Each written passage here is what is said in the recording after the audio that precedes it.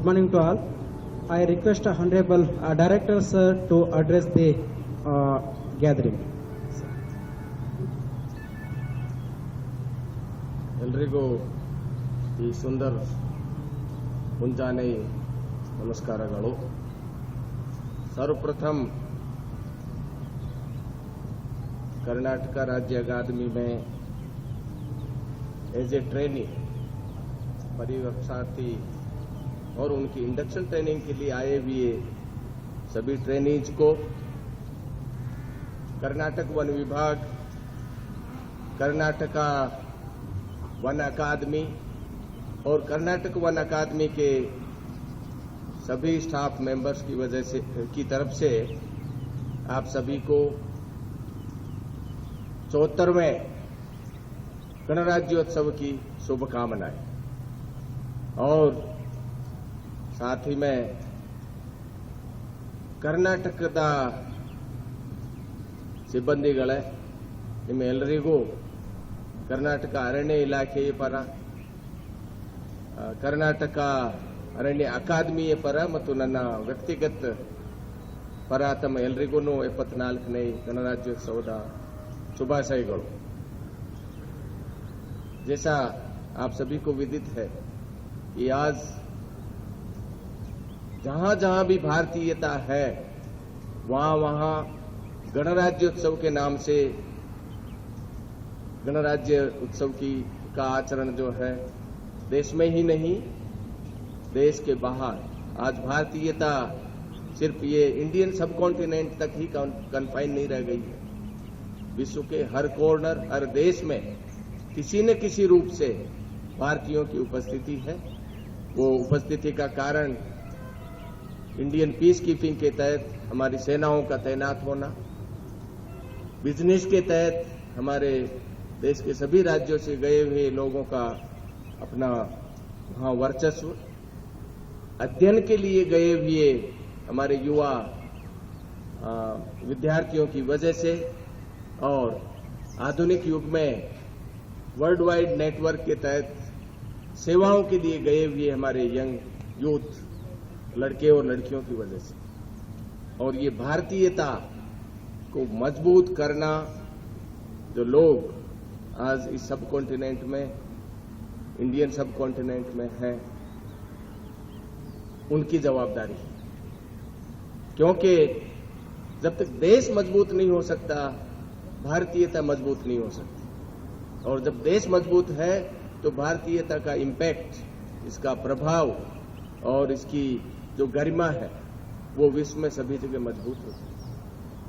और इस भारतीयता को मजबूत करने के लिए भारतीय संविधान ने एक ऐसा सिस्टम तैयार किया है जो अविरल है, स्थायी है और बस हम भारतीयों को उसका अनुसरण करने का कर्तव्य है.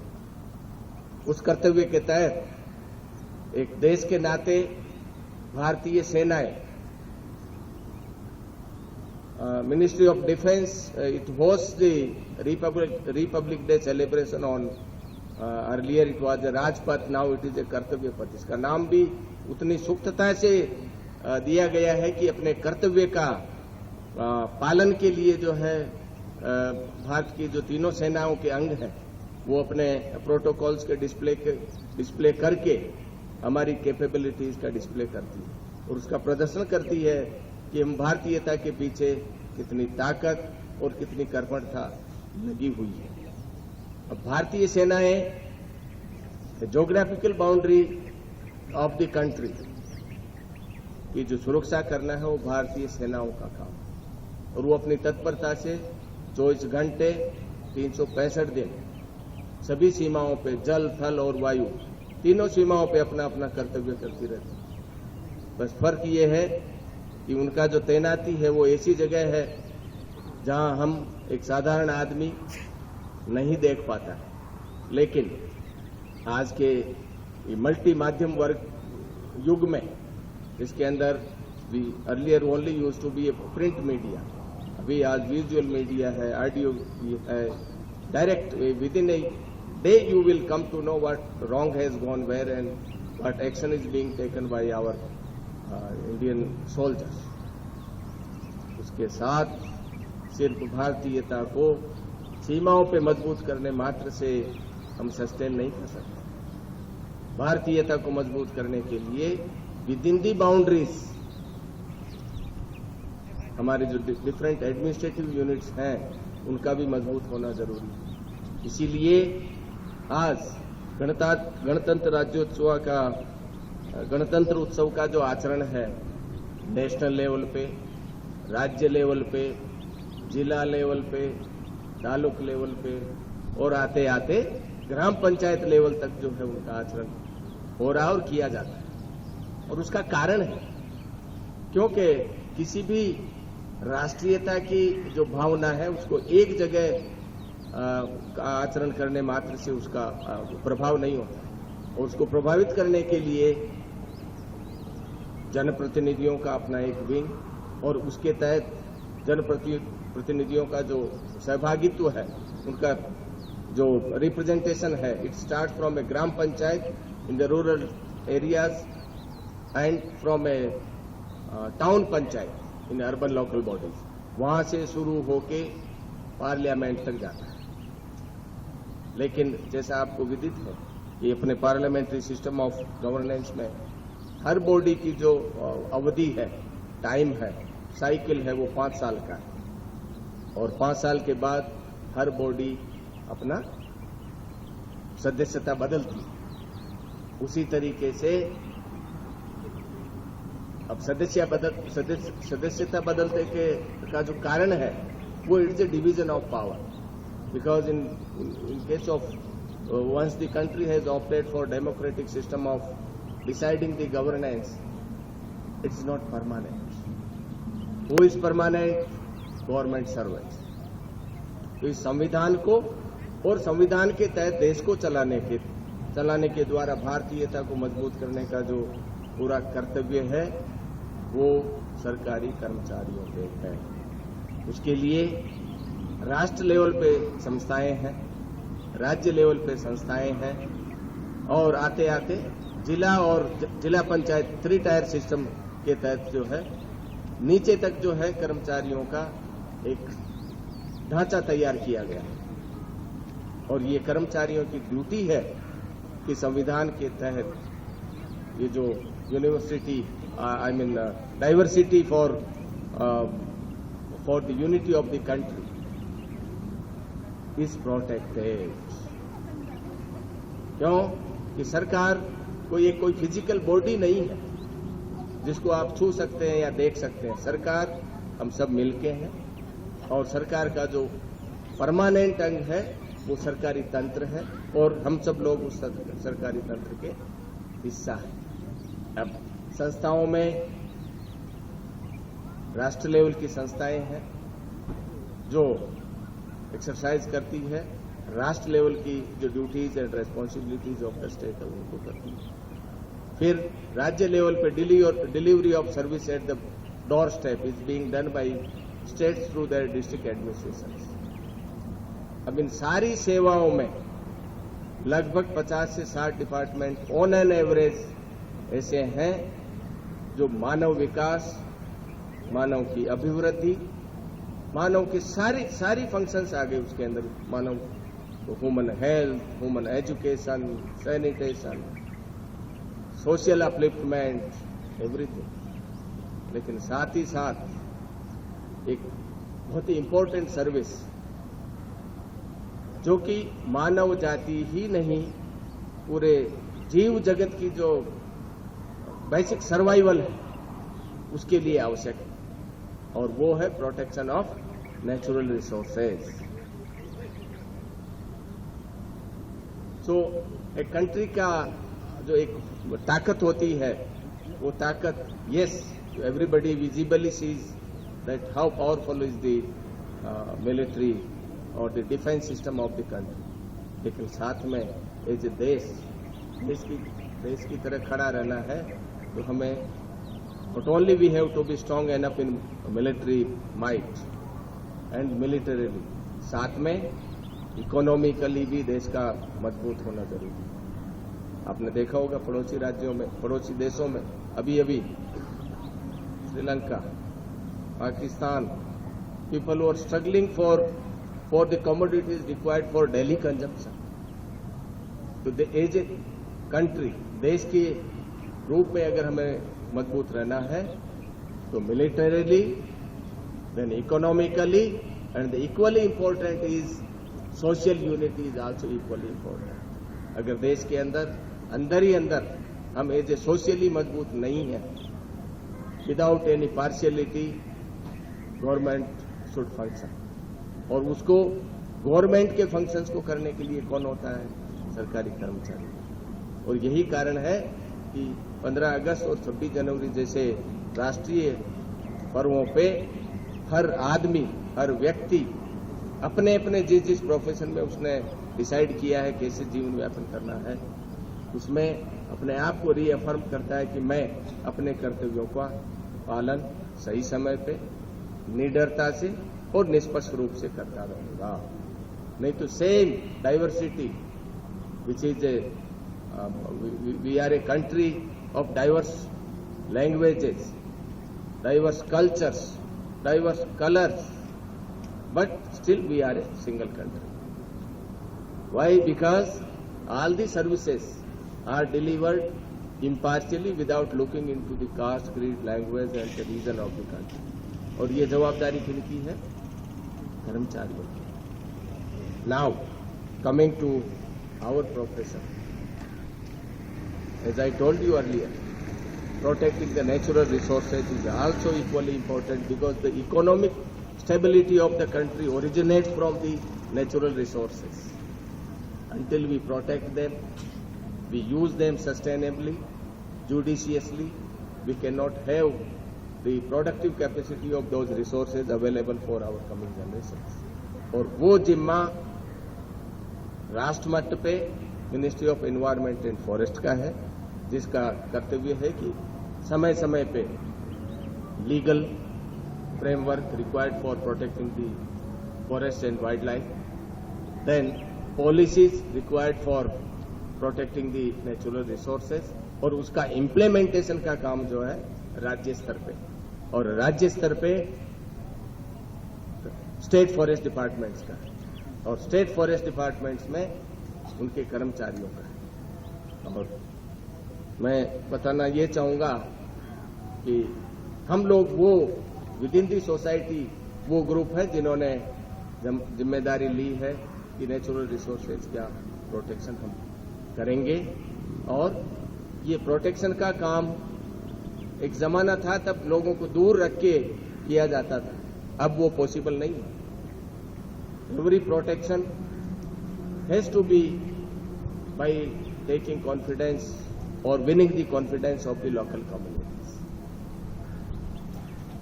और वो उसी के तहत आज ये कंपलसरी कर दिया गया है कि हर कैडर में जो भी व्यक्ति सेवाओं में आता है उनके लिए बुनियादी तरबेती प्रमुख है. और उसी के तहत आप लोग यहाँ आए हैं. और मेरी डेफिनेशन में एक ट्रेनीज एक ऐसा वर्ड है which indicates who is very young in the service irrespective of the personal age. आप सेवाओं में नए आए हैं और being a trainee you are engaged in the service. तो हमारा प्रयास है कि आप अपनी इस ट्रेनिंग को बड़ी सिंसियरली करें. और हमारा प्रयास ये है कि after completing the training you should feel different from rest of the people. जब तक अपन इन 18 महीने को 18, 12 और 9 महीने का जो अपने को अवधि है, उस अवधि में जो assign task of learning the things and developing the personality and confidence for delivering the services नहीं डेवलप कर लेते हैं, तब तक हमें बाकी लोगों से अलग होने का आभास नहीं होता. और ये आभास धीरे धीरे मुझे लगता है halfway we should start feeling that. तो मैं आशा करता हूं कि आप वो जिस उद्देश्य से यहाँ आए हैं इसको करेंगे. और individually you see when we used to be part of the contingent for celebrating this 15th August and 26th January in school days. Everybody used to feel biased being part of that celebration. और उद्देश्य क्या होता है? Ultimately हम देश की सेवा करें। और देश की सेवा करने का मतलब ये नहीं कि आप दिल्ली सरकार की किसी एक मंत्रालय में नौकरी लगे तभी है। सेवा नीचे से शुरू होती है और जहां जहां जिस लेवल पे अपन आए हैं वहां सेवाओं का पूरा मौका मिलता है। तो आप सभी को अगेन मैं बधाइयां देता हूं इस सेवा में आने के लिए और आशा करता हूं कि आप इस समय का सदुपयोग करेंगे और वापस जाकर अपने अपने राज्यों में समाज की सेवा करेंगे। On behalf the state you will deliver the services to all common man and साथ में एक बेसिक ऑब्जेक्टिव है अपने परिवार की सेवा और समाज की सेवा। और जब आप स्टेट की सर्विस को अच्छी तरह से कर लेंगे तो ultimately it results into a service of your society and your family और ultimately saving your personal life. अपना जो एक सुरक्षा है उसका ध्यान रखना बहुत जरूरी है क्योंकि कोई भी व्यक्ति individually we start feeling that I am so and so, लेकिन यहां तक आने में और इतना बड़ा होने में परिवार का मुख्य रूप से माता पिता का बहुत बड़ा योगदान है। वो बाद में जब आप उस स्टेज पे आएंगे तब फील होगा। इसलिए जो व्यक्तिगत रूप से अपने जीवन की सुरक्षा बहुत जरूरी है क्योंकि उसके पीछे कितनी मेहनत लगी है वो सबसे ज्यादा सिर्फ माँ को मालूम होता है कि बच्चे को कितना बड़ा करने में कितना श्रम लगता है। और जब कोई लॉस ऑफ लाइफ हो जाता है तो सबसे बड़ा जो नुकसान माँ को फील होता है, उसके बाद पिता को, लेकिन पिता को सिर्फ बाद की बहुत मेकिंग द कैरियर, लेकिन ये फिजिकली एक बेटा या बेटी पूरा तैयार करने में कितना श्रम लगता है from birth to their childhood to adulthood and up to coming up to the majority. तो उस नुकसान का आप हमेशा हर व्यक्ति को ध्यान रखना चाहिए क्योंकि वो नुकसान जो है बहुत ही व्यक्तिगत नुकसान होता है। और I firmly believe that if you are disciplined in your life automatically 50% of the risks on the life they are automatically avoided. तो मैं आप सभी को वापस बधाइयां इस बात की देता हूं कि आने वाले समय में आपका समय है और आशा करता हूं आप सेवाओं को अच्छी तरीके से करेंगे और अपने परिवार का और अपने डिपार्टमेंट का और अपने स्टेट का आगे जाकर ऊंचा नाम करेंगे। इन आशा के साथ मैं अपनी बात को विराम देता हूं। जय हिंद, जय कर्नाटक।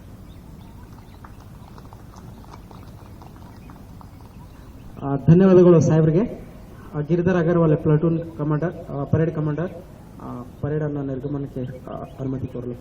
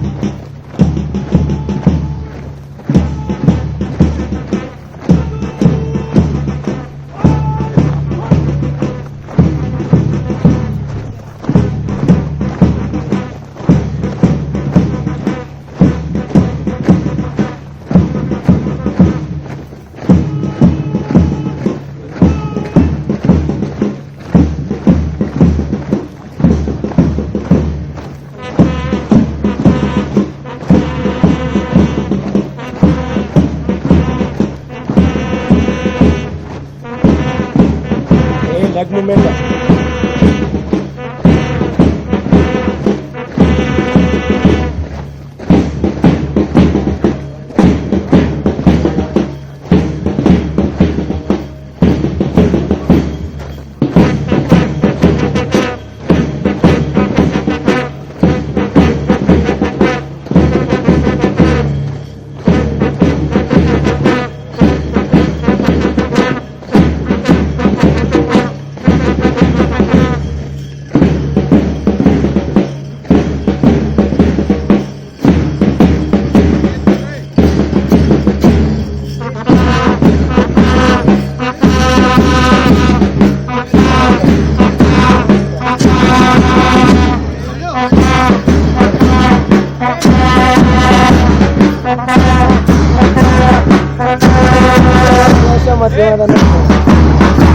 ಮಧ್ಯಾಹ್ನದ